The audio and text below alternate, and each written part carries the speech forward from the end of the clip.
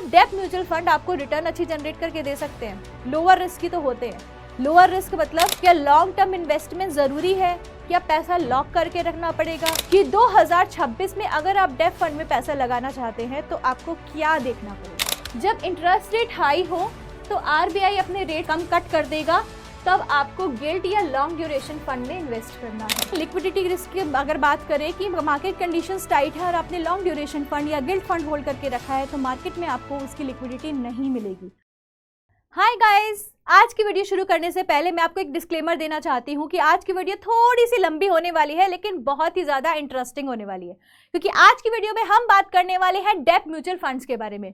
Depth mutual funds वो funds होते हैं जो आपको स्टेबिलिटी देते हैं, जो कम रिस्क देते हैं, और म्यूचुअल फंड का नाम जुड़ गया तो इसका मतलब डाइवर्सिफिकेशन तो पक्की है ही। लोगों के अंदर इस म्यूचुअल फंड को लेके बहुत सारे मिथ्स हैं जिसको आज हम बर्स्ट करने वाले हैं। किया जाने वाले हैं कि डेप्थ म्यूचुअल फंड स्टेबिलिटी ही देते हैं, लो रिटर्न्स देते हैं, हाई रिटर्न्स देते हैं, या कैसे इसमें पैसा लगाया जा सकता है। जब भी हम अपने दिमाग में एक डेप्थ वर्ड सुनते हैं तो डेप्थ वर्ड सुन के ना एक चीज दिमाग में आती है कि यार डेप्थ मतलब है स्टेबिलिटी लॉन्ग टर्म, जिसमें आपको रिटर्न्स भी एवरेज जनरेट होकर मिलेंगी, बहुत सारी रिटर्न्स नहीं मिलेंगी। तो क्या ये सच है? क्या ऐसे म्यूचुअल फंड्स होते हैं जिसमें सिर्फ यही एक आपके पास बेनिफिट्स होते हैं कि जिसमें आप लॉन्ग टर्म के लिए ऐसे में इन्वेस्ट कर सके? अगर आप किसी भी इन्वेस्टर से पूछेंगे ना कि मुझे लॉन्ग टर्म के लिए पैसा इन्वेस्ट करना है लेकिन म्यूचुअल फंड के रूप में कहना है, तो वो कहेगा कि डेप्थ में इन्वेस्ट कर लो, स्टेबिलिटी वहीं से मिलेगी। बिल्कुल मिलती है, इसमें कोई झूठ बात है नहीं। लेकिन क्या डेप्थ म्यूचुअल फंड आपको रिटर्न अच्छी जनरेट करके दे सकते हैं? लोअर रिस्क की तो होते हैं। लोअर रिस्क मतलब लो रिटर्न्स, ये हम लोगों ने हमेशा सुना है कि स्टॉक मार्केट में ऐसा ही होता है। जो आपको प्रोडक्ट लो रिस्क मिलेगा वो आपको रिटर्न्स भी लो जनरेट करके देगा। तो क्या सच में डेप्थ म्यूचुअल फंड्स ऐसे हैं? क्या इन्वेस्टर को देखना चाहिए कि डेप्थ म्यूचुअल फंड्स में क्या क्या चीज़ें होती हैं और इन्वेस्टर को कैसे इसमें अप्रोच करना चाहिए, कैसे इसमें पैसे लगाने चाहिए? इन्वेस्टर का पर्सपेक्टिव क्या कहता है और इन्वेस्टर के जो मिथ्स हैं डेप्थ म्यूचुअल फंड को लेके, उनके बारे में आज हम सब बात करने वाले हैं। तो चलिए जल्दी से अपनी वीडियो स्टार्ट करते हैं और जानते हैं डेप्थ म्यूचुअल फंड्स के बारे में सब कुछ। तो आज की हम इस वीडियो का एजेंडा एक सेट करके बैठे हैं कि इस वीडियो में हमें किस बारे में बात करनी है। इस वीडियो में सबसे पहले हम जानेंगे कि डेप्थ म्यूचुअल फंड एक्चुअली में होते क्या है, इन्वेस्टर का माइंडसेट क्या है डेप्थ म्यूचुअल फंड के बारे में। डेप्थ म्यूचुअल फंड को कई लोग एफडी, पोस्ट ऑफिस सेविंग्स में, इनमें बहुत ज़्यादा कंपैरिजन करते हैं। तो डेप्थ म्यूचुअल फंड जो है वो पोस्ट ऑफिस सेविंग या एफडी इससे बेटर है या नहीं है, या डेप्थ म्यूचुअल फंड में इन्वेस्ट करने से क्या एफडी जितनी ही रिटर्न्स मिलती हैं? क्या लॉन्ग टर्म इन्वेस्टमेंट ज़रूरी है? क्या पैसा लॉक करके रखना पड़ेगा? पैसे में लिक्विडिटी और फ्लेक्सिबिलिटी कम होगी? इंटरेस्ट रेट फ्लक्चुएट करेगा तो क्या होगा? इन सब चीज़ों के बारे में जानेंगे। फिर हम जानेंगे डेप्थ फंड कौन कौन सी तरह के होते हैं और उसमें कैसे कैसे रिस्क होते हैं। फिर अब इन्वेस्टर का हम एक पर्सपेक्टिव चेंज करने की कोशिश कर रहे हैं यहाँ पे कि कैसे चूज करें, इन्वेस्टर का पर्सपेक्टिव क्या कहता है, कैसे सेलेक्ट करें कि कौन सा डेप्थ फंड में इन्वेस्ट करना चाहिए। और लास्ट में मैं आपको बहुत ही इंपॉर्टेंट चीज़ बताने वाली हूँ, वो ये है कि 2026 में अगर आप डेप्थ फंड में पैसा लगाना चाहते हैं तो आपको क्या देखना पड़ेगा, आपको क्या ऐसी चीज़ें देखनी पड़ेंगी, क्या आपको रिसर्च करनी पड़ेगी या किस चीज़ पे नज़र रखनी पड़ेगी जिसको देखने के बाद आप डेप्थ फंड में इजीली पैसा लगा सकते हैं। तो चलिए मिथ बस्टिंग की तरफ बढ़ते हैं और जानते हैं कि डेप्थ म्यूचुअल फंड क्या होता है। डेप्थ म्यूचुअल फंड वो फंड होता है जो डेप्थ इंस्ट्रूमेंट्स में इन्वेस्ट करता है। अब ये डेप्थ इंस्ट्रूमेंट्स कौन से हैं? डेप्थ इंस्ट्रूमेंट्स है bonds, debentures, commercial papers, treasury bills, certificates of deposits, government securities, इन सबको हम डेप्थ के अंदर लाते हैं। ये सब डेप्थ प्रोडक्ट्स हैं, डेप्थ मार्केट में जो डील किए जाते हैं। और अगर मैंने डेप्थ म्यूचुअल फंड खरीद लिया तो इसका मतलब ये है कि मैं इन सब प्रोडक्ट्स में अपना पैसा लगा रही हूँ, ठीक है। तो अब ये जो डेप्थ इंस्ट्रूमेंट है ये एक बॉन्ड की तरह, एक लोन की तरह काम करते हैं। जैसे मान लीजिए मैं बैंक में लोन लेने गई हूँ और मैंने बैंकर को ये बोला है कि भाई मुझे लोन चाहिए, तो लोन के सारे प्रोसेस कंप्लीट करने के बाद बैंकर क्या करेगा, मुझे लोन दे देगा और बता देगा जी आपने एक होम लोन लिया है और वो होम लोन है मेरा, मान लीजिए 1 करोड़ का मेरा होम लोन है और 1 करोड़ का जो होम लोन है मुझे 10-15 सालों तक चुकाना है। उसके हिसाब से मेरी ईएमआई बन जाएगी कि हर महीने मुझे इतना पेमेंट करना होगा और 15 सालों में 1 करोड़ चुकाना होगा, ठीक है। जो डेप्थ फंड्स होते हैं इसमें भी लोन वाला ही प्रोसेस चलता है, लेकिन इसमें उल्टा प्रोसेस चलता है। इसमें जो इन्वेस्टर्स होते हैं वो कंपनीज को, गवर्नमेंट को, ऑर्गेनाइजेशन को लोन के रूप में अपना पैसा दे रहे हैं एक टाइम पीरियड के बाद, और उस मैच्योरिटी, उस टाइम पीरियड पे जो कंपनी या गवर्नमेंट हमसे लोन ले रही है, इन्वेस्टर से लोन ले रही है, वो उसको वापस चुकाना होता है विद द इंटरेस्ट रेट। बात और फर्क सिर्फ इतना है कि जब हम लोन लेते हैं तो हम हर महीने पेमेंट करते हैं ईएमआई, लेकिन जब हम बॉन्ड्स या डेब्ट इंस्ट्रूमेंट में इन्वेस्ट करते हैं तो हमें मैच्योरिटी पे सारा पैसा मिलता है, तो इसको हम डेब्ट म्यूचुअल फंड बोलते हैं। ठीक है, तो ये सिंपल सा एक कॉन्सेप्ट इसमें चलता है, यानी यहाँ पे भी प्रिंसिपल अमाउंट रहेगा, यहाँ पे भी एक टेन्योर जिसको हम मैच्योरिटी बोलते हैं वो रहेगा, और यहाँ पे भी इंटरेस्ट रेट जिसको डेब्ट लैंग्वेज में बोलते हैं कूपन रेट, वो कूपन रेट रहेगा। ठीक है, तो अभी के लिए इतना समझते हैं कि जो म्यूचुअल फंड्स है, डेब्ट म्यूचुअल फंड्स है, ये एक लोन के पर्सपेक्टिव पे काम करता है जिसमें इन्वेस्टर कंपनीज को लोन प्रोवाइड करता है। ठीक है, चलिए अब ये जो डेब्ट म्यूचुअल का फंड है ये आपके पैसे कहाँ कहाँ लगाते हैं? ये गवर्नमेंट ऑफ इंडिया में लगाएंगे, RBI regulated institutions, banks, large company, short term money market, यानी कि रिटर्न में आपको पैसा, प्रिंसिपल अमाउंट तो मिल रहा है, साथ में आप इंटरेस्ट भी कमा रहे हैं। ठीक है, चलिए आगे बढ़ते हैं और जानते हैं कि इन्वेस्टर का माइंडसेट क्या है डेब्ट के उस पे। तो इन्वेस्टर सोचता है कि डेब्ट म्यूचुअल फंड स्टेबल है, सेफ्टी देते हैं, डिसिप्लिन है, यानी आप बहुत हाई रिटर्न्स को चेज नहीं कर रहे हैं। डेब्ट फंड्स स्टेबिलिटी के लिए है, हाई रिटर्न्स के लिए नहीं है। सेफ्टी पे हमारा फोकस रहता है, हमारा फोकस रिटर्न पे नहीं रहता। मैं ज़्यादा रिस्क नहीं लेना चाहता, मैं तो सेफ्टी चाहता हूँ कि जो मेरा कैपिटल है, मेरा जो पैसा है अप्रिशिएट तो हो, लेकिन रिस्क नहीं रहे, रिस्क कम रहे, तो धीरे धीरे अप्रिशिएट है, इट्स ओके फॉर मी, तो मैं डेब्ट में पैसा लगा देता हूँ, रिटर्न्स देखा जाएगा। ठीक है, time horizon discipline, long term के लिए पैसा लगाना है तो डेब्ट म्यूचुअल फंड में लगाना है, right. They expect that returns will be moderate, आपने एक्सेप्ट कर लिया कि आपको डेब्ट म्यूचुअल फंड में जो रिटर्न्स हैं मॉडरेट ही मिलेंगी, बहुत हाई रिटर्न्स आप नहीं ले सकते, लॉन्ग टर्म के लिए पैसा जरूर लगाएंगे। Understand the interest rate cycle, मुझे पता है कि इंटरेस्ट रेट कैसे काम करता है। क्या आपको सच में पता है इंटरेस्ट रेट कैसे काम करता है, और डेब्ट इंस्ट्रूमेंट्स का और इंटरेस्ट का क्या रिलेशनशिप होता है? सिंपल लैंग्वेज में बात करूं कि हमने बॉन्ड्स के बारे में सुना है, ठीक है, बॉन्ड्स होते हैं, बॉन्ड्स और इंटरेस्ट रेट में क्या साइकिल चलता है या उनका रिलेशनशिप कैसा है? क्या आप सच में कर सोचते हैं? क्या आपको सच में पता है कि ये साइकिल कैसे चलता है? Right, no, you don't know it, क्योंकि आपके लिए इंटरेस्ट रेट का मतलब है आरबीआई, यहाँ पे इंटरेस्ट रेट है मार्केट जनरेटेड, मार्केट रेगुलेटेड। तो इंटरेस्ट रेट साइकिल कैसे काम करता है ये भी इसमें भी मैं आऊँगी। ठीक है, उससे पहले और देख लेते हैं कि क्या माइंडसेट है। They do not panic if NAV moves a little, अगर NAV मूव हो गया तो पैनिक करने की जरूरत नहीं है, क्योंकि लॉन्ग टर्म के लिए पैसा लगा हुआ है, कहीं नहीं जाएगा पैसा। दे यूज डेब्ट फंड्स फॉर एसेट एलोकेशन, आपके अब एसेट एलोकेशन आपने करनी है, आपका पोर्टफोलियो में स्टेबिलिटी चाहिए, मुझे बहुत झंझट नहीं चाहिए, इसलिए डेब्ट फंड में पैसा आंख बंद करके लगा दो। फिर आते हैं कि हम सिंप्लिसिटी चाहते हैं, कॉम्प्लेक्सिटी नहीं चाहते। इक्विटी शेयर्स में या इक्विटी फंड में इन्वेस्ट करने से मार्केट का रिस्क ज़्यादा है, बहुत कॉम्प्लेक्स सिचुएशन हो जाती है कि कौन सा फंड खरीदे ना खरीदे। डेब्ट फंड का तो सारे के सारे फंड्स एक जैसे होते हैं, मॉडरेट रिटर्न मिलेगी, हाई रिटर्न नहीं एक्सपेक्ट कर सकते, रिस्क कम रहेगा, स्टेबिलिटी रहेगी, तो हम डेब्ट फंड्स ले लेते हैं।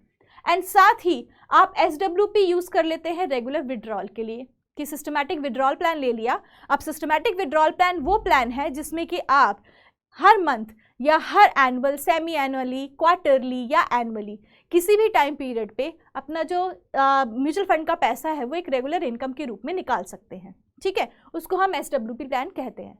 तो आपको लगता है कि SWP प्लान के लिए ये तो परफेक्ट है, तो ये सारे माइंडसेट है डेब्ट फंड्स के बारे में। दोबारा, ये सारा माइंडसेट है डेब्ट फंड्स के बारे में इन्वेस्टर का, कि इन्वेस्टर सोचते हैं कि भाई ये है, अगर ये चीज़ें चाहिए तो आई गो फॉर द डेब्ट फंड, क्योंकि ये सारी चीज़ें मुझे डेब्ट फंड में मिल जाएगी। I can not expect high returns, I can not expect high risk, moderate रहेगा, मुझे इंटरेस्ट रेट का पता है कि कैसे काम करता है, तो मैंने जो बॉन्ड लिया है बहुत अच्छे रेट पे लिया है, एंड सो ऑन।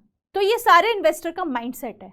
अब आते हैं आगे, बात करते हैं कि जो डेब्ट फंड्स हैं, FD या आपका पोस्ट ऑफिस का जो सेविंग्स अकाउंट है, इसमें क्या डिफरेंस है। तो सबसे पहले मैं रिटर्न की बात करती हूँ कि डेप म्यूचुअल फंड की जो रिटर्न है ना ये मार्केट लिंक्ड होती है, और एफडी की जो रिटर्न है ना ये प्री डिसाइडेड होती है। ठीक है, यहां से समझ में आ गया कि भैया इंटरेस्ट रेट साइकिल नहीं जानते, क्योंकि एफडी का जो इंटरेस्ट रेट है ये बैंक डिसाइड करता है। आपने जब भी बैंक में कोई एफडी कराई होगी तो आपके पास एक चार्ट आया होगा जिसमें एफडी के इंटरेस्ट रेट लिखे होते हैं, राइट। लेकिन क्या जब डेप बॉन्ड्स आप इन्वेस्ट करते हो या आप डेप म्यूचुअल फंड में इन्वेस्ट करते हो तो क्या आपके पास प्री डिसाइडेड चार्ट आता है? क्या उसमें ये नहीं लिखा होता कि these are subject to market risk? जब म्यूचुअल फंड सही है का ऐड हम देखते हैं तो वो तो सभी म्यूचुअल फंड के लिए होता है ना, तो उसमें क्या ये नहीं लिखा होता कि म्यूचुअल फंड सही है, लेकिन लास्ट में आपको एक मैसेज जरूर दिया जाता है कि these investments are subject to market risk, please read the scheme related documents carefully. तो क्या वो सेम चीज डेप म्यूचुअल फंड पे अप्लाई नहीं होती है? बिल्कुल अप्लाई होती है, क्योंकि यहाँ पे जो इंटरेस्ट रेट डिसाइड हो रहा है वो मार्केट से डिसाइड हो रहा है, not from the bank. This is different from the bank, right. Expected returns 5 से 8% वेराइज विद द मार्केट, ज़्यादा भी हो सकती है। यहाँ पे 6 to 8% depends upon the bank. Bank कितना आपको इंटरेस्ट रेट देगा, वो इंटरेस्ट रेट डिपेंड करता है बैंक के ऊपर कि बैंक कितना डिसाइड करके चल रहा है। लेकिन यहाँ पे अगर मार्केट फ्लक्चुएशंस हुई तो आपका जो प्राइसेस है या आपका जो रिटर्न्स है वो इंक्रीज भी हो सकते हैं एंड डिक्रीज भी हो सकते हैं। ठीक है, चलिए, risk level low to moderate रहता है, लेकिन एफडी में आपको कोई रिस्क नहीं रहता, बहुत कम रिस्क रहता है। अगर आपकी कोऑपरेटिव बैंक्स में एफडीज हैं तो थोड़ा बहुत रिस्क आपको रहेगा, अदरवाइज एफडी में कोई ऐसा रिस्क नहीं रहता है। ठीक है, चलिए अब सेफ्टी की बात करते हैं। जो डेप फंड्स है इसकी जो सेफ्टी है वो फंड के पोर्टफोलियो के ऊपर डिपेंड करती है कि आपने किस तरह का डेप फंड लिया है। ठीक है, किस प्रकार का डेप फंड लिया है, कितना इंटरेस्ट वो दे रहा है, उसकी परफॉर्मेंस कैसी है, उसके ऊपर डिपेंड करती है। वहीं पे अगर मैं बैंक एफडी की बात करूं तो बैंक एफडी इंश्योरेंस स्कीम के अंदर 5 लाख तक सुरक्षित है और उसके अलावा आगे वो सुरक्षित नहीं है। ठीक है, लॉक इन डेप फंड में कोई लॉक इन नहीं होता एक्सेप्ट सम कैटेगरीज। कुछ कैटेगरीज हैं उनको छोड़ के डेप फंड में कोई लॉक इन पीरियड नहीं होता।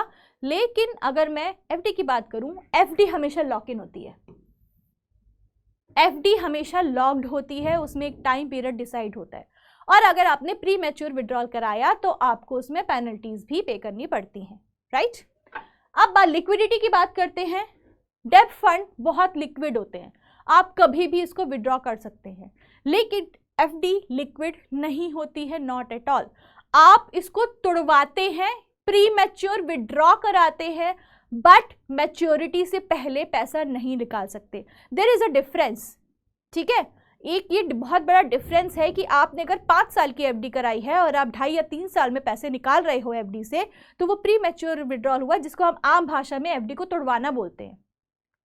ये मैच्योरिटी या लिक्विडिटी का संकेत नहीं है। लिक्विडिटी तब होती है जब मैं बिना पेनल्टी, बिना चार्जेस अपनी एफडी को कभी भी तुड़वाऊं, कभी भी उसको विड्रॉ करा लूँ, कभी भी पैसा निकाल लूँ। लेकिन प्री मैच्योर विड्रॉल के केस में पेनल्टीज लगती हैं। लेकिन अगर मैं डेप फंड्स की बात करूं कि जहां पे लॉक इन टाइम नहीं है, उन डेप फंड्स को आप कभी भी डील कर सकते हैं, लिक्विडिटी उसमें आपको हर टाइम मिलेगी।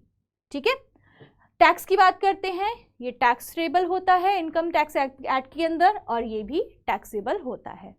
डेप फंड किसके लिए अच्छा है? डेप फंड अच्छा है short medium term stable growth के लिए, साथ ही पोर्टफोलियो बैलेंस के लिए। ठीक है, डेप फंड किस लिए अच्छा है? Short medium term stable growth के लिए। यहाँ पे कहीं भी आपने लॉन्ग टर्म नहीं देखा होगा, कि यहाँ पे कहीं भी लॉन्ग टर्म नहीं लिखा है, मीडियम और शॉर्ट टर्म लिखा है।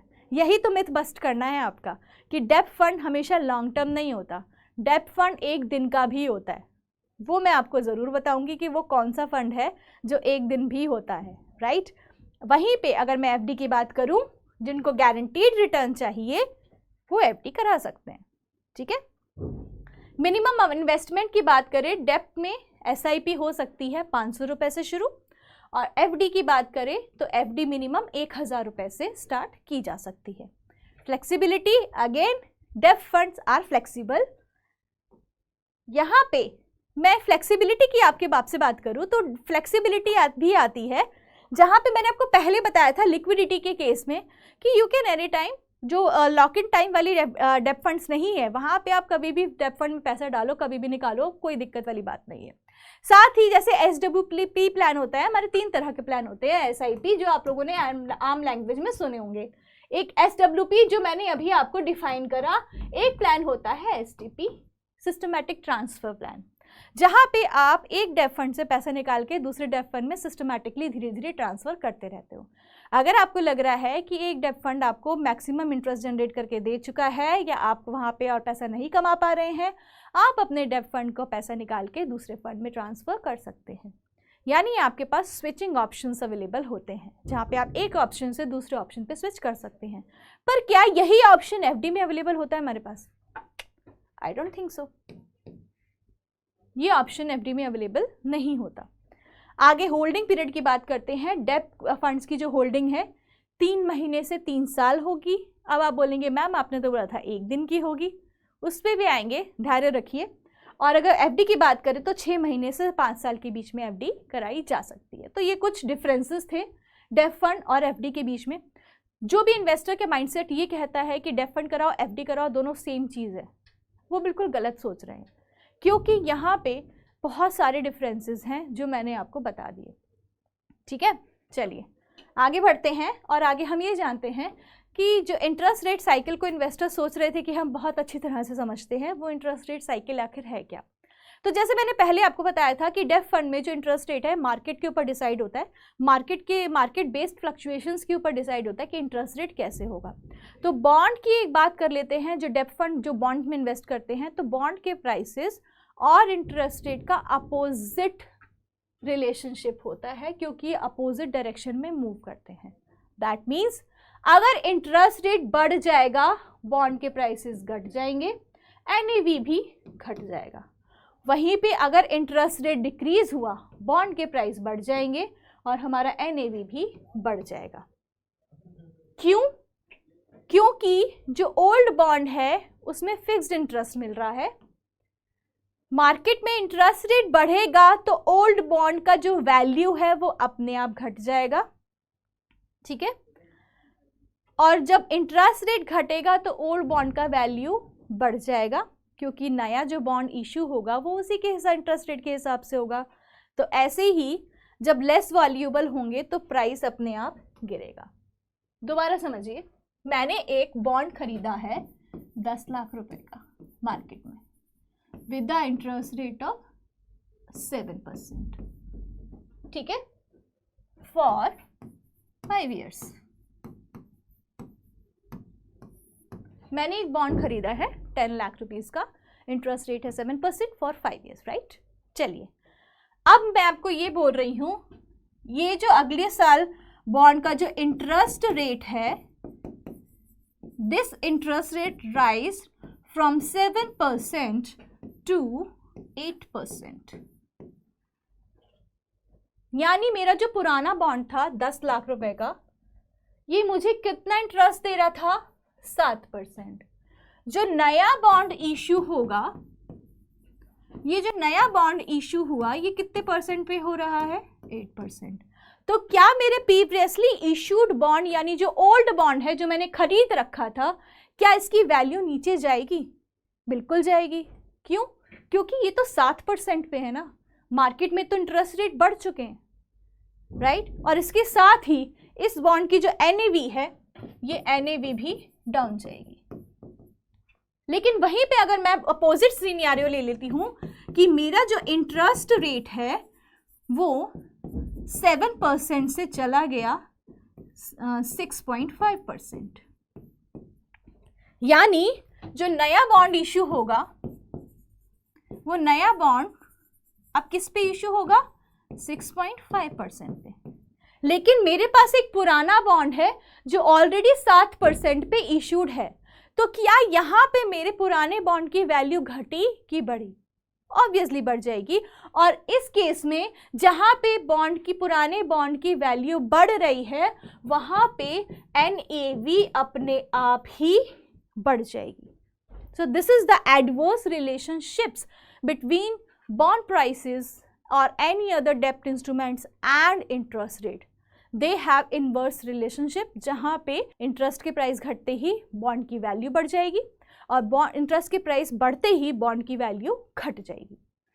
तो आई होप अब इन्वेस्टर्स को ये समझ में आया होगा कि इंटरेस्ट रेट और डेब्ट फंड के जो भी प्राइसेस हैं, जो इंटरेस्ट की साइकिल्स हैं, वो साइकिल समझनी कितनी इजी हो गई है।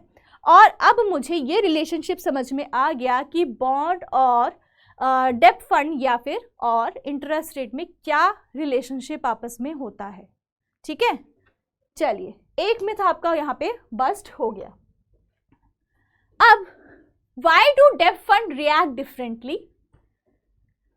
अलग अलग जो डेब्ट फंड हैं वो अलग अलग रिएक्ट क्यों करते हैं? क्योंकि जो अलग अलग डेब्ट फंड हैं वो डिफरेंट ड्यूरेशन के बॉन्ड में इन्वेस्ट करते हैं। मैंने जैसे आपको एग्जाम्पल से समझाया था कि मैंने 10 लाख का बॉन्ड लिया था 7% पे, और उसके आगे मैं एक डेट भी मेंशन कर देती। ठीक है, मान लीजिए 1 जनवरी को 2025 को मैंने एक बॉन्ड खरीदा 10 लाख रुपए का 7% इंटरेस्ट पे 5 साल के लिए। ठीक है, अब ये अलग से व्यवहार क्यों करेगा? क्योंकि ये जो इंटरेस्ट रेट था 1 फरवरी 2025 को बढ़ के 8% हो गया। अब ये जो नया बॉन्ड इशू किया जाएगा, ये 1 फरवरी से जो भी इन्वेस्टर इसमें इन्वेस्ट करेंगे, ये बॉन्ड इशू किया जाएगा 8% पे। तो अलग अलग ड्यूरेशंस पे इंटरेस्ट रेट के हिसाब से जो बॉन्ड्स है वो अलग अलग बिहेव करते हैं और अलग अलग मैच्योरिटी के हिसाब से भी बिहेव करते हैं। ठीक है, तो इसलिए इनका जो डेब्ट फंड्स जो हैं वो अलग अलग ड्यूरेशन के हिसाब से ही अलग अलग करते हैं, बिहेव करते हैं, और आपको इसी हिसाब से इसमें इन्वेस्ट करना पड़ता है। ठीक है, चलिए अब मैं फंड्स की बात करती हूँ। फंड टाइप यानी कि लिक्विड या अल्ट्रा शॉर्ट फंड। लिक्विड या अल्ट्रा शॉर्ट फंड वो फंड होते हैं जो 1 से 6 महीने पे इन्वेस्ट करते हैं। अब इन फंड्स को पढ़ने से पहले मैं आपको एक चीज और बताना चाहती हूँ। जैसे मैंने आपको बताया था कि जो डेब्ट फंड्स होते हैं वो डेब्ट मार्केट इंस्ट्रूमेंट्स में इन्वेस्ट करते हैं। तो डेब्ट मार्केट का एक बहुत बड़ा पार्ट है जिसको हम बोलते हैं मनी मार्केट। आई होप आप लोगों ने सुना होगा। मनी मार्केट वो मार्केट है जो वॉलेटाइल है, बहुत फ्लक्चुएशंस होते हैं। भाई शॉर्ट टर्म मार्केट है तो इन्वेस्टमेंट थोड़ा सा रिस्की है। ये है इन्वेस्टर का माइंडसेट कि मनी मार्केट बहुत ही शॉर्ट टर्म मार्केट है, बहुत वॉलेटाइल है, इसका मतलब रिस्की बहुत ज़्यादा है। शॉर्ट टर्म है इसका मतलब आपको ग्रोथ नहीं मिलेगी, नो ग्रोथ। आपका पैसा डूबने का चांसेस ज़्यादा है, आप इतना कमा नहीं पाओगे। लेकिन मनी मार्केट एग्जैक्टली इसका अपोजिट है। मनी मार्केट एक ऐसी मार्केट है, यस फ्लक्चुएट होती है, यस शॉर्ट टर्म होती है, but this is very low risk market, क्योंकि यहाँ पे जो इंस्ट्रूमेंट्स होते हैं they are the short form और the short term instruments of the डेब्ट फंड ऑल्सो। जो डेब्ट इन्वेस्टमेंट्स होते हैं ये उसी का ही शॉर्ट इन्वेस्टमेंट्स हैं। जो आप डेब्ट इन्वेस्टमेंट बॉन्ड्स की बात कर रहे थे हम अभी, वो लॉन्ग टर्म के लिए होते हैं। और अगर मैं बॉन्ड्स को 1 साल से कम के लिए ले आऊँ, बॉन्ड को अगर मैं 1 साल से कम के लिए आऊँ तो वो मनी मार्केट का ट्रेजरी बिल कहलाता है। तो यहाँ पे एक और मिथ बस्ट हो गया कि डेब्ट फंड का मतलब शॉर्ट मार्केट, वॉलेटाइल मार्केट बिल्कुल नहीं है, लो रिस्क है लेकिन रिटर्न्स हायर है। चलिए अब हम बढ़ते हैं ड्यूरेशन की तरफ। अगेन जो लिक्विड फंड या अल्ट्रा शॉर्ट फंड्स हैं बहुत शॉर्ट टाइम के लिए होते हैं, यानी 1 से 6 महीने के लिए। और यहाँ पे इम्पैक्ट क्या होता है? ऑलमोस्ट नो इम्पैक्ट, क्योंकि शॉर्ट टर्म के लिए हैं। उसके बाद आते हैं शॉर्ट ड्यूरेशन फंड जो 1 से 3 साल के लिए होते हैं। ठीक है, इसका माइल्ड इम्पैक्ट आता है। कॉर्पोरेट बॉन्ड फंड जो 2 से 5 ईयर्स के लिए होते हैं, मॉडरेट इम्पैक्ट। लेकिन गिल्ट या लॉन्ग ड्यूरेशन फंड, गिल्ट मतलब गवर्नमेंट सिक्योरिटीज, जो स्टेट या सेंट्रल गवर्नमेंट की या म्यूनिसिपल गवर्नमेंट की सिक्योरिटीज होती हैं उनको गवर्नमेंट सिक्योरिटीज यानी गिल्ट फंड यानी GSEC भी बोलते हैं। तो वो और लॉन्ग ड्यूरेशन फंड होते हैं जो 5 से 10 साल के लिए होते हैं। इसमें बहुत ज़्यादा हाईली इम्पैक्ट पड़ता है, क्योंकि जैसे जैसे आप ड्यूरेशन बढ़ाते जाएंगे आपका जो पैसा है उतने टाइम के लिए लॉक हो जाएगा। और जब आपका पैसा ज़्यादा टाइम के लिए लॉक होता है तो आप उसमें ग्रोथ अच्छी चाहते हैं। ठीक है, इट्स जस्ट लाइक एक सिंपल सा एग्जांपल कि मैं मार्केट में मोबाइल फ़ोन लेने गई हूँ, मैंने बहुत अच्छी कंपनी का ट्रेंडिंग मोबाइल फ़ोन खरीद लिया जिसमें सारे फीचर्स थे, और उसके 10 दिन बाद एक नया mobile phone same price range पे मार्केट में नया आ गया जिसमें और भी अच्छे फीचर्स हैं। ठीक है, तो अब मेरा माइंडसेट क्या बोलेगा? यार 10 दिन में रुक जाती तो मैं नया मोबाइल फ़ोन ले लेती। तो सेम माइंडसेट यहाँ पे इन्वेस्टर का चलता है, जितना ज़्यादा टाइम पैसा रखोगे उतना ही इंटरेस्ट रेट ज़्यादा अफेक्ट करेगा। तो यहाँ पे एक और मिथ बस्ट हो गया आपका।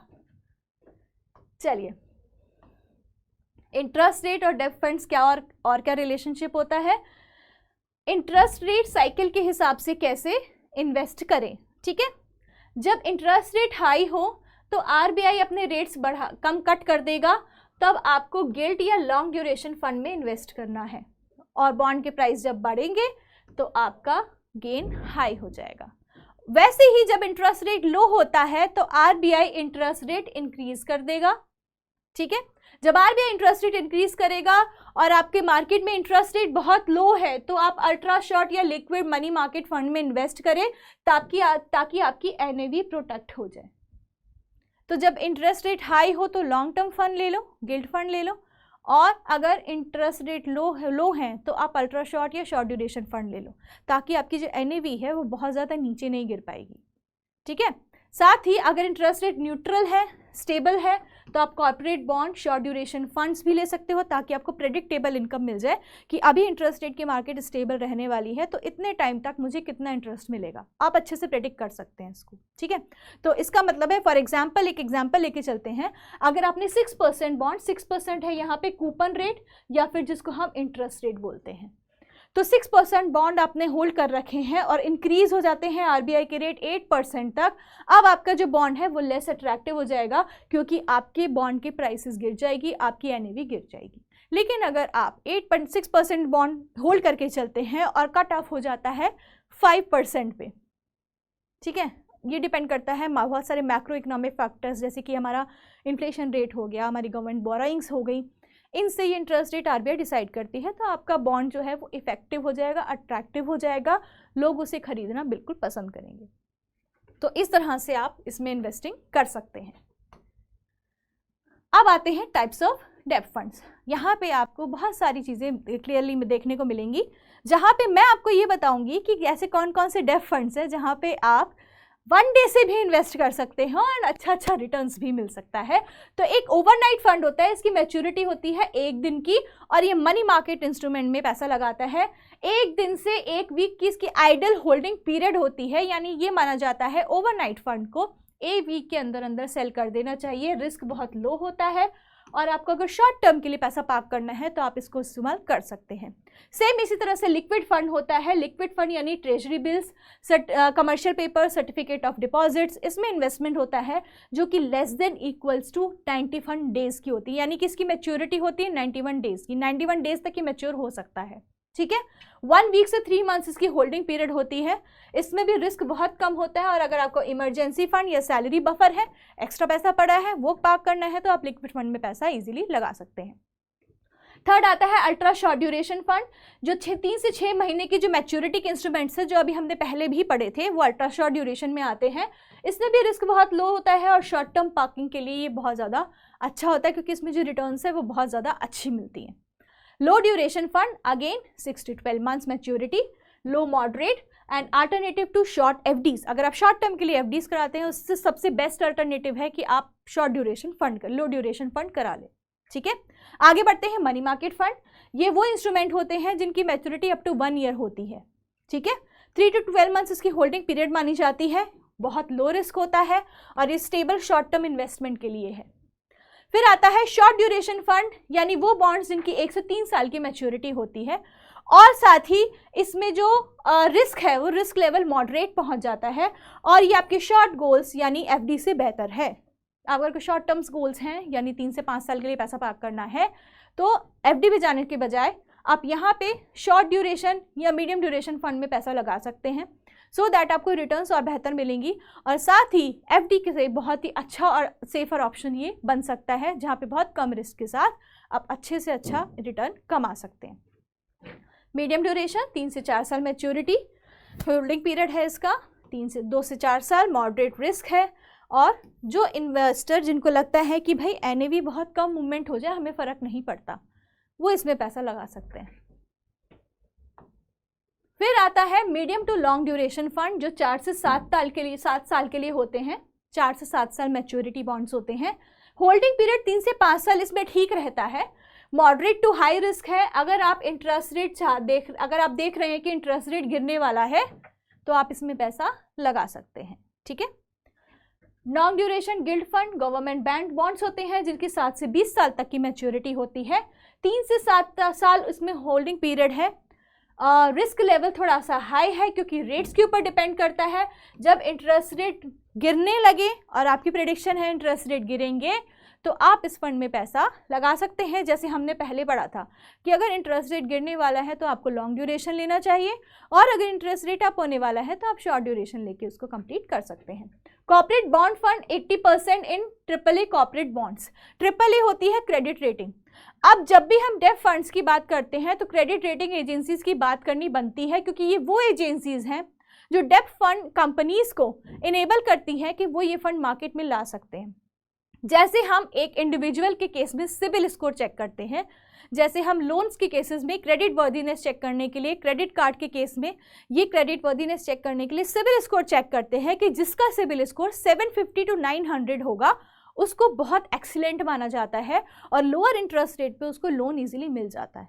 सेम ऐसा ही जब हम डेब्ट फंड्स की बात करते हैं तो क्रेडिट रेटिंग एजेंसीज हैं लाइक क्राइसिल, केयर, फिच, स्मेरा, इकरा, बहुत सारी हमारी इंडियन ऐसी क्रेडिट रेटिंग एजेंसीज हैं जो इन कंपनीज को क्रेडिट रेटिंग देती हैं, जिनके आधार पर वो पैसा मार्केट में लगाते हैं। और यहाँ पे मैं एक चीज़ और बताना चाहूँगी कि वो कंपनीज जिनकी क्रेडिट रेटिंग A+ से नीचे है उनमें आप पैसा मत लगाइए। A+ यानी AA, उनसे अगर में नीचे अगर आपने पैसा लगाना है तो प्लीज़ अपनी रिस्क पर लगाइए, नहीं तो AAA पे लगाइए पैसा। और AAA पे रिटर्न्स भी आपको बहुत अच्छी मिलती है, क्योंकि AAA सबसे बेस्ट रेटिंग होती है और सबसे लोवेस्ट रेटिंग होती है D यानी डिफ़ॉल्ट। डिफ़ॉल्ट रेटिंग में जो कंपनीज आती हैं वो जंक बॉन्ड्स इशू करती हैं जो बहुत सस्ती कीमत पे मिल जाते हैं। लेकिन हाँ, इसका फ्यूचर प्रेडिक्शन करना बहुत इंपॉर्टेंट होता है, इसकी पास्ट परफॉर्मेंस जानना, रिसर्च करना बहुत इंपॉर्टेंट होता है, क्योंकि जंक बॉन्ड खरीद तो लिए लेकिन फ्यूचर का पता नहीं है, अगर वैल्यू नहीं बढ़ी तो मेरा सारा पैसा डूब जाएगा। इसलिए हमेशा AAA कंपनी में ही पैसा लगाइए फॉर द सेफर साइड। इनका होल्डिंग पीरियड होता है 2 to 4 years, moderate risk, safety और FD से बेटर रिटर्न्स देते हैं। फिर आते हैं क्रेडिट रिस्क फंड, जो मैं आपको बात कर रही थी, वो कंपनी जिनकी क्रेडिट रेटिंग AA और बिलो है, उसमें अगर आप पैसा लगाएंगे 3+ ईयर्स के लिए तो ये हाई रिस्क में जाएगा। और जो भी इन्वेस्टर्स जो जंक बॉन्ड में पैसा लगाते आ रहे हैं, एक्सपीरियंस इन्वेस्टर हैं, वो इसमें जिनको लगता है कि फ्यूचर में वैल्यू बढ़ने वाली है, वो उसमें पैसा इजीली लगा सकते हैं। बैंकिंग एंड PSU फंड, यानी कि बैंक, PSU, गवर्नमेंट फर्म्स अपने बॉन्ड्स इशू करती हैं। होल्डिंग पीरियड है 2 से 4 साल। मॉडरेट लो रिस्की होता है क्योंकि सेफ और प्रेडिक्टेबल होता है। बैंकिंग के और PSU के नाम से ही एक जनता में, इन्वेस्टर के अंदर एक सेफ्टी की भावना आ जाती है कि अच्छा बैंक है, अच्छा पब्लिक सेक्टर्स है, ठीक है, इसमें पैसा लगा सकते हैं, थोड़ा प्रेडिक्टेबल रिटर्न आएगी लेकिन बहुत सेफ्टी रहेगी। तो वो अगर आप सेफ्टी चाहते हैं तो इस फंड में पैसा लगा सकते हैं। गिल्ड फंड खाली गवर्नमेंट सिक्योरिटीज़ में इन्वेस्ट करते हैं, 3+ ईयर्स इसकी होल्डिंग है। इंटरेस्ट रेट सेंसिटिव है, zero credit risk, only interest rate risk, क्योंकि गवर्नमेंट है तो क्रेडिट रिस्क यहाँ पे बहुत ज़्यादा लो चला जाता है। वहीं अगर मैं कॉर्पोरेट की बॉन्ड की बात करूँ तो यहाँ पे कॉर्पोरेट बॉन्ड में आपका क्रेडिट रिस्क हाई रहेगा। क्यों? क्योंकि कॉर्पोरेट्स हैं, प्राइवेट कंपनीज़ हैं, लेकिन गवर्नमेंट में एक सेंस ऑफ सिक्योरिटी हमारी इन्वेस्टर की सेंटिमेंट और साइकोलॉजी के हिसाब से चलती है कि इन्वेस्टर की या जो भी कस्टमर है उसकी साइकोलॉजी ये कहती है कि बैंक है, चलो सेफ है, तो आप यहाँ पे पैसा इजीली लगा सकते हैं। सेम फ्लोटर फंड है जिसमें इंटरेस्ट रेट फ्लोट होता है, फ्लक्चुएट होता है। जी हाँ, ऐसा भी एक फंड है जिसमें डेब्ट इंस्ट्रूमेंट में फ्लोटिंग रेट चलता है, फिक्स्ड इंटरेस्ट नहीं चलता। जैसे मार्केट प्रेडिक्शंस होंगी, मार्केट में इंटरेस्ट रेट फ्लक्चुएट करेगा, सेम ही उस तरीके से ये डेब्ट फंड का इंटरेस्ट रेट फ्लक्चुएट करेगा। यानी कि आपको अगर मैं एवरेज बात करूं तो एवरेज निकल के बहुत अच्छी रिटर्न्स देता है ये, ठीक है। तो इसका 1 to 2 होल्डिंग पीरियड है, मॉडरेट टू लो, और जब इंटरेस्ट में अप जाएगा, इंटरेस्ट रेट अप जाएगा, तब इसमें आपको बहुत अच्छी रिटर्न जनरेट होकर मिलती हैं। तो यहाँ पे आपको बॉन्ड का और इंटरेस्ट प्राइस का रिलेशनशिप देखने की ज़रूरत नहीं पड़ती है कि अगर इंटरेस्ट फ्यूचर में बढ़ गया तो मेरे प्राइसेस गिर जाएंगे। अगर आपने फ्लोटिंग इंटरेस्ट बॉन्ड ले रखा है, फ्लोटिंग रेट वाला आपने डेब्ट फंड ले रखा है, इट मीन्स एक पर्टिकुलर टाइम पीरियड पे जो भी इंटरेस्ट रेट चलेगा उस इंटरेस्ट रेट के अकॉर्डिंग ही आपकी रिस्क, आपकी जो रिटर्न्स हैं वो कैलकुलेट की जाएंगी। और एवरेज रिटर्न्स अगर मैं लेकर आऊँ तो एवरेज रिटर्न्स जो है हमेशा ज़्यादा ही निकलती हैं। आगे बात करते हैं रिस्क की। तो डेट फंड में कौन कौन से रिस्क होते हैं, ये जनरली क्वेश्चन पूछा जाता है। तो सबसे पहला इंटरेस्ट रेट रिस्क, जिसके बारे में हमने भी बहुत सारा डिस्कशन किया कि अगर मैं डेट फंड में इन्वेस्ट करती हूँ तो मेरा इंटरेस्ट रेट निकल कर आ सकता है, मेरा जो इंटरेस्ट रेट है वो फ्लक्चुएट हो सकता है, राइट। तो बॉन्ड प्राइसेस और इंटरेस्ट रेट का हमने डायरेक्शन देख लिया, कैसे अपोजिट डायरेक्शन में ये चलते हैं, ठीक है। जो 10+ ईयर्स के हैं उसमें इस तरह का रिस्क ज़्यादातर अफेक्टेड होते हैं, और जो शॉर्ट ड्यूरेशन है उसमें ये रिस्क इतना अफेक्टेड नहीं होते, क्योंकि एनएवी गिरने का ज़्यादा डर नहीं होता, आप पहले ही पैसा निकाल लेते हो। नेक्स्ट आता है क्रेडिट रिस्क। कॉर्पोरेट बॉन्ड्स जो होते हैं या जो एजेंसीज, वो बॉन्ड्स जो कि वो कंपनीज जो AAA रेटिंग से कम है, जिनको एजेंसीज ने AAA रेटिंग नहीं दे रखी है, वो अगर उनमें आप इन्वेस्ट करते हैं तो क्रेडिट रिस्क अराइज होता है, स्पेशली कॉर्पोरेट में। गिल्ड फंड में ये नहीं होता। लिक्विडिटी रिस्क की बात करते हैं। लिक्विडिटी रिस्क की अगर बात करें कि मार्केट कंडीशंस टाइट है और आपने लॉन्ग ड्यूरेशन फंड या गिल्ड फंड होल्ड करके रखा है, तो मार्केट में आपको उसकी लिक्विडिटी नहीं मिलेगी, आपको बायर्स इजीली नहीं मिलेंगे। तो अगर आप कम, और साथ ही साथ एक चीज़ और है इसमें, अगर आप लोअर रेटिंग वाले बॉन्ड्स खरीद के रखते हैं लाइक जंक बॉन्ड्स, तो भी हो सकता है कि आपको बायर्स फ्यूचर में ना मिले। तो सोच समझ के इन्वेस्ट करिएगा ताकि लिक्विडिटी रिस्क से थोड़ा सा बच सकें। नेक्स्ट है री इन्वेस्टमेंट रिस्क।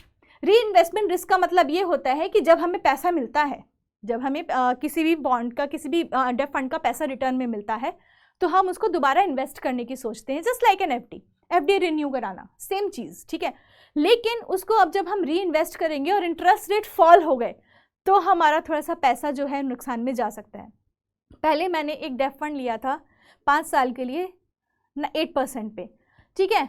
अब जब मुझे 5 साल बाद सारा पैसा मिल गया, अब मैं उसको री इन्वेस्ट करना चाह रही हूँ। अब जो री इन्वेस्टिंग है, री इन्वेस्टिंग के टाइम इंटरेस्ट रेट धड़ाम से गिर गया और 5% रह गया, तो अब मुझे यहाँ पे जो रिस्क आएगा वो आएगा री इन्वेस्टमेंट रिस्क। आई होप आप लोग सब समझ गए होंगे। अब आता है next concentration risk. Concentration risk का मतलब ये है कि आप अपना सारा पैसा एक ही फंड पे होल्ड रखते हैं, ठीक है। अपना सारा कॉन्सेंट्रेशन, अपना सारा फोकस एक ही फंड पे होल्ड रखते हैं, और इंटरेस्ट रेट गिर गया, एनएवी गिर जाएगी, आपका सारा पैसा डूब जाएगा। इसको हम कहेंगे कॉन्सेंट्रेशन रिस्क, यानी अपना पैसा डिवाइड करके चलिए, सेम एक ही चीज़ पे कॉन्सेंट्रेट होके मत चलिए। इन्वेस्ट करने से पहले क्या चेक करना चाहिए? इंटरेस्ट रेट रिस्क चेक करना चाहिए, क्रेडिट, लिक्विडिटी, री इन्वेस्टमेंट एंड कंसंट्रेशन। इस रिस्क में क्या चेक करना चाहिए? अगर इंटरेस्ट रेट रिस्क आता है तो आपका लॉन्ग ड्यूरेशन फंड इफेक्ट होता है, यानी लॉन्ग टर्म इन्वेस्टर्स उसमें इम्पैक्ट होते हैं। क्रेडिट रिस्क में एनएवी क्रैश हो सकती है। लिक्विडिटी में फंड जो है वो विड्रॉ नहीं कर सकते आप, क्योंकि आपको मार्केट में बायर्स ही नहीं मिलेंगे। री इन्वेस्टमेंट में आपका ओवरऑल जो यील्ड है, यानी आपका जो फंड की परफॉर्मेंस है, आपके जो पैसे की परफॉर्मेंस है, जितना उसने कमा के दिया है आपको, वो गिर जाएगी। साथ ही अगर मैं कॉन्सेंट्रेशन रिस्क की यहाँ पर बात करूँ तो पोर्टफोलियो जो है वो आपका सेफ नहीं रहता, अनसेफ हो जाता है, ठीक है, क्योंकि आपका सारा पैसा एक ही जगह कॉन्सेंट्रेट होके लग गया। इस रिस्क को रिड्यूस कैसे किया जा सकता है? आपकी प्रायोरिटी क्या है? सबसे पहले आपने ये चेक करना है, क्या आपकी प्रायोरिटी सेफ्टी और कैपिटल प्रोटेक्शन है? क्या आप मॉडरेट रिस्क या स्टेबल रिटर्न चाहते हैं, या हाई रिस्क लेकर रिटर्न मैक्सिमाइज करना चाहते हैं? फिर उसके बाद आप अपना फंड चूज करिए। सेफ्टी और कैपिटल एप्रिसिएशन करना चाहते हैं तो गिल्ड फंड में इन्वेस्ट करिए, जो शॉर्ट टर्म के लिए होते हैं। लिक्विड मनी मार्केट में इन्वेस्ट करिए। साथ ही क्रेडिट रिस्क फंड को आपको अवॉइड करना चाहिए। इस प्रकार अगर आप मॉडरेट या स्टेबल रिस्क लेना चाहते हैं तो आप कॉर्पोरेट बॉन्ड फंड्स, बैंकिंग या पीएसयू फंड में इन्वेस्ट कर सकते हैं। लॉन्ग ड्यूरेशन फंड आपको यहाँ पे अवॉइड करने चाहिए जब इंटरेस्ट रेट बढ़ रहे हो तो। एंड थर्ड, अगर आप हाई रिस्क लेना चाहते हैं और आप रिटर्न को मैक्सिमाइज करना चाहते हैं तो लॉन्ग ड्यूरेशन और 10 साल प्लस के लिए गिल्ड फंड ले लीजिए। लेकिन क्या अवॉइड करना है? कुछ भी नहीं, बस सबको अच्छे से मॉनिटर करना है। तो ये कुछ टिप्स हैं जिसको आप यूज़ कर सकते हैं अपने रिस्क को रिड्यूस करके। अब चूज़ कैसे करें? इन्वेस्टर का पर्सपेक्टिव क्या कहता है कि डेट फंड जो है ना, ये हाई रिटर्न की बात नहीं है, ये सेफ्टी की बात है, लिक्विडिटी की बात है और रिटर्न की बात है। तो माइंडसेट सबके पहले क्या होना चाहिए कि पहले मुझे अपनी कैपिटल प्रोटेक्ट करनी है, अपनी कैपिटल बचानी है, देन मुझे रिटर्न्स के बारे में सोचना है। पहले रिटर्न्स के बारे में सोच के और मैंने कैपिटल ऐसी जगह फंसा दी जहाँ पे लिक्विडिटी रिस्क आ गया, या कॉन्सेंट्रेशन रिस्क आ गया, या फिर क्रेडिट रेटिंग रिस्क आ गया, क्रेडिट रिस्क आ गया, तो भाई मेरे सबसे पहले पूंजी डूबेगी, रिटर्न्स तो बाद में आएंगी, राइट। जब मेरा प्रिंसिपल अमाउंट ही नहीं बचेगा तो मैं रिटर्न्स किस पे जनरेट कर लूँगी? इसलिए सबसे पहले अपनी कैपिटल को प्रोटेक्ट करिए, कैपिटल प्रोटेक्शन के बारे में सोचिए, then you go for the returns. कैसे डेट फंड चूज करें, तो उसमें कुछ स्टेप्स हैं जो मैंने इसमें इंक्लूड करके रखे हैं, आपके माइंडसेट को इंक्लूड करके रखा है, और आप इसमें कैसे इन्वेस्ट कर सकते हैं ये भी बता के रखा है। तो सबसे पहले है आप अपना टाइम होराइजन देखिए, चूज करिए आपने जो इन्वेस्टमेंट है कितनी ड्यूरेशन के लिए करना है। माइंडसेट आपका ये होना चाहिए कि मुझे हाई रिटर्न्स नहीं चाहिए क्रेडिट रिस्क लेके। क्रेडिट रिस्क लिया हाई रिटर्न्स के चक्कर में तो मेरा वही पैसा डूब सकता है। तो ट्रिपल ए की कंपनी स्ट्रांग मानी जाती है, बहुत सेफ मानी जाती है। डबल ए और ए वाली कंपनी की मीडियम स्ट्रेंथ यानी मीडियम रिस्क होता है। ट्रिपल बी एंड बिलो यानी डी तक जो कंपनीज जाती हैं वो क्रेडिट रेटिंग कंपनीज बहुत वीक रीपेमेंट कैपेसिटी की होती हैं और इसमें रिस्क बहुत ज़्यादा हाई होता है। तो ये आपको बहुत वाइजली चूज करना पड़ेगा कि आप क्रेडिट क्वालिटी में क्या देखते हैं, क्योंकि यहाँ से सबसे इंपॉर्टेंट है default and credit risk. Again जब प्रिंसिपल अमाउंट ही नहीं बचेगा तो आप रिटर्न किस पे अर्न करोगे? रिटर्न अर्न करने के लिए पैसा भी तो होना चाहिए ना, बचना चाहिए। तो इसलिए सेफ्टी फर्स्ट। थर्ड स्टेप है understand the interest rate sensitivity. इसमें ड्यूरेशन रूल आता है, यानी कि आप कितने ड्यूरेशन का फंड ले रहे हैं और आप क्या प्रेडिक्ट करके चल रहे हैं कि इंटरेस्ट रेट कहाँ जाएगा। क्रेडिट रेटिंग भी देखनी है बॉन्ड की पोर्टफोलियो की। अगर इंटरेस्ट रेट जाएगा तो short duration fund, interest rate अगर गिरेगा तो फिर आपको गिल्ट और लॉन्ग ड्यूरेशन फंड लेना है, ठीक है, क्योंकि शॉर्ट ड्यूरेशन फंड का इम्पैक्ट बहुत कम होता है, लॉन्ग ड्यूरेशन फंड में इम्पैक्ट बहुत ज़्यादा होता है। Step 4, always check these two. इन दोनों पैरामीटर्स को ज़रूर हमें देखना है, ठीक है। अब ये पैरामीटर्स क्या हैं, ध्यान से सुनिएगा। सबसे पहले है एक्सपेंस रेशियो। एक्सपेंस रेशियो वो रेशियो होता है जो एक फंड को मैनेज करने के लिए, रन करने के लिए लगाए जाते हैं। ये एक्सपेंस रेशियो इन्वेस्टर से ही चार्ज किए जाते हैं। जितने भी एएमसी हैं वो इस एक्सपेंस रेशियो को इन्वेस्टर से ही चार्ज करती हैं, क्योंकि एएमसी बेसिकली फंड्स को मैनेज करती हैं, फंड्स को रन करती हैं, चलाती हैं। तो ये वो रनिंग एक्सपेंसेस होते हैं जो इन्वेस्टर को पे करने पड़ते हैं। तो अगर ये एक्सपेंसेस लो हैं तो आपके रिटर्न्स अपने ऑटोमेटिकली हाई हो जाएंगी, क्योंकि आपको ये कम पैसे, आपकी जो कॉस्ट है वो कम निकल के आएगी। तो आप डायरेक्ट प्लान चूज कर सकते हैं।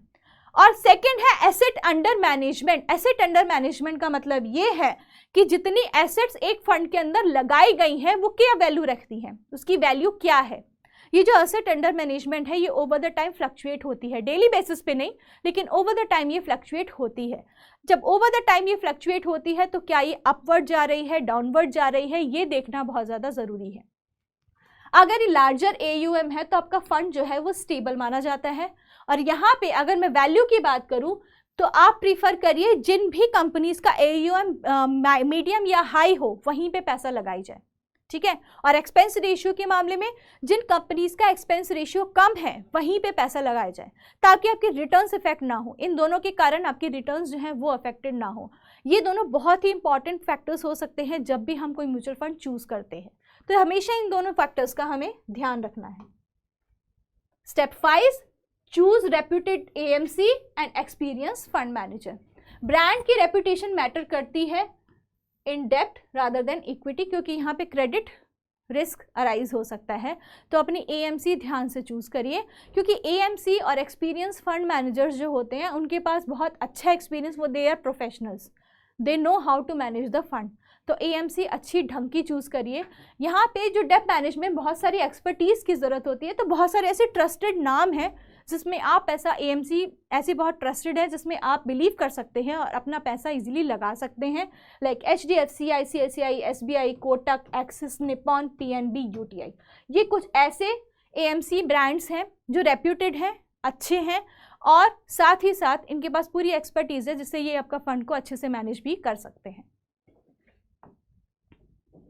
अब आते हैं लास्ट बट वेरी इंपॉर्टेंट, 2026 में क्या देखें, इन्वेस्टर क्या देखें कि 2026 में अगर मुझे डेब्ट फंड लेना है तो बहुत सारे मिथ्स तो एकदम मैम ने बस्ट कर दिए कि भाई कैसे इंटरेस्ट रेट चलता है, क्या आप शॉर्ट टर्म में ले सकते हैं, क्या आप एक्सपेक्ट करते हैं कि हाई रिटर्न्स आएंगे, क्या जो डेब्ट फंड्स हैं वो लो रिस्क होते हैं कि हाई रिस्क होते हैं।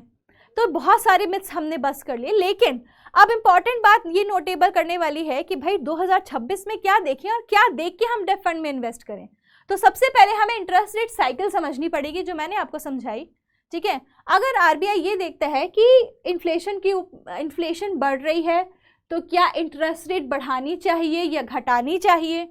जब आरबीआई इंटरेस्ट रेट फ्लक्चुएट करता है उस हिसाब से आप डिसाइड करेंगे कि आपको पैसा कहाँ लगाना है, क्योंकि अब आप समझ चुके हैं कि इन्वेस्टर में इंटरेस्ट रेट साइकिल कैसे चलती है।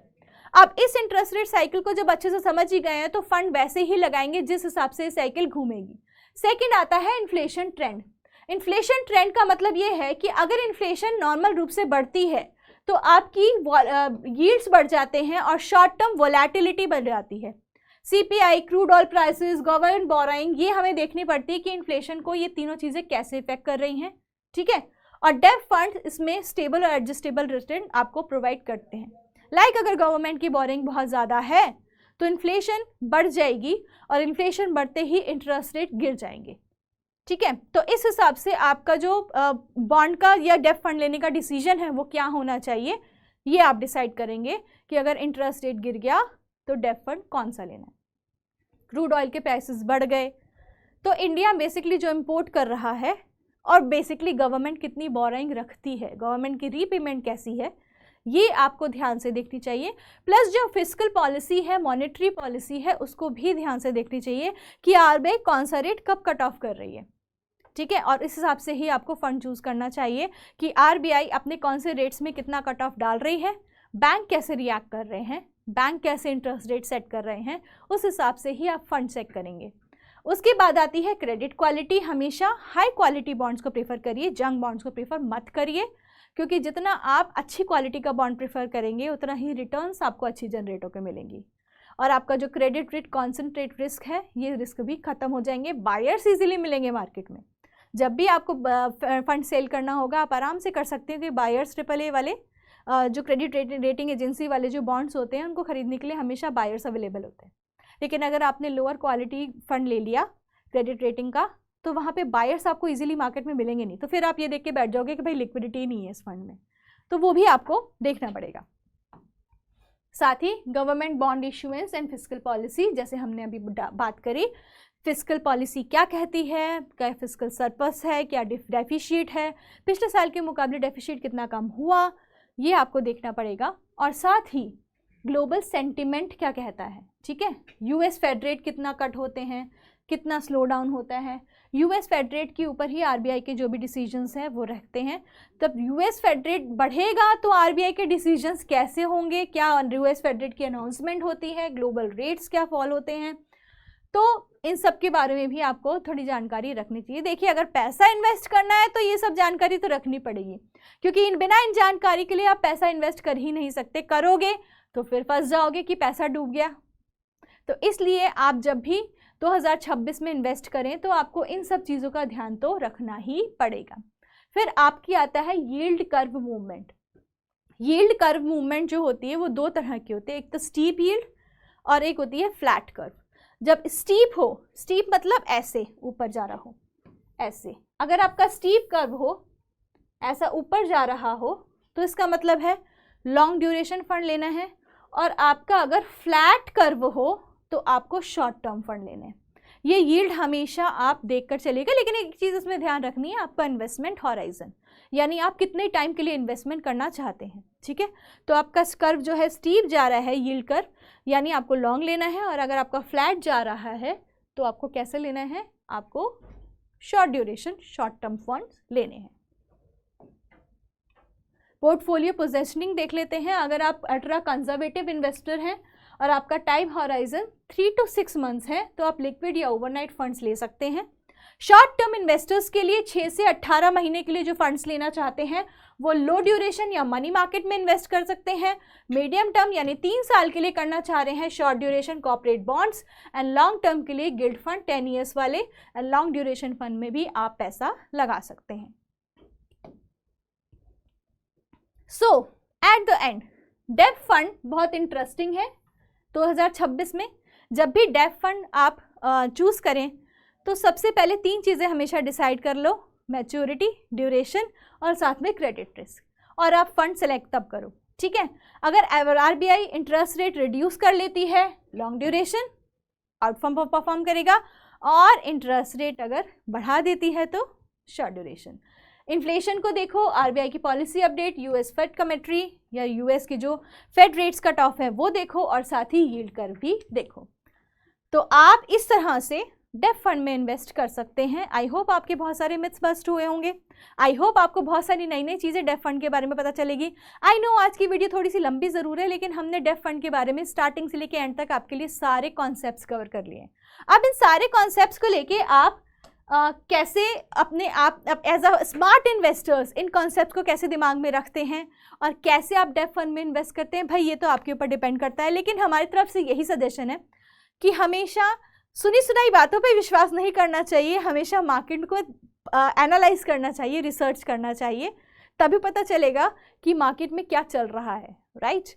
जब भी हम डेफ फंड को देखेंगे या डेफ फंड के बारे में बात करेंगे, तो डेफ फंड जब भी आप देख लेंगे मार्केट में कैसे मार्केट में फ़ंड चल रहे हैं डेफ फंड्स, या मुझे किस में इन्वेस्ट करना चाहिए, तो आपको ये वीडियो ज़रूर याद आएगी, क्योंकि इसमें हर एक चीज़ अच्छे से एक्सप्लेन कर दी गई है कि आपके क्या क्या मिथ थे, इन्वेस्टर क्या क्या सोचता है, क्या माइंडसेट, क्या साइकोलॉजी के साथ जाता है डेफ फंड लेने, और उसकी साइकोलॉजी को कैसे चेंज करा जा सकता है, यानी आपके दिमाग में जो भी डेफ फंड को लेके मिथ्स हैं उनको कैसे क्लियर किया जा सकते हैं, और साथ ही अगर आपको डेफ फंड लेने हैं तो किन बेसिक चीज़ों का आपने ध्यान रखना है और उस अकॉर्डिंग ही आपने फंड्स आगे लेने हैं।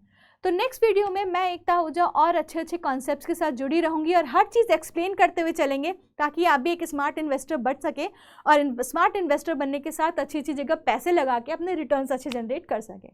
तो नेक्स्ट वीडियो में मिलते रहेंगे, तब तक के लिए thank you so much, have a nice day to you all.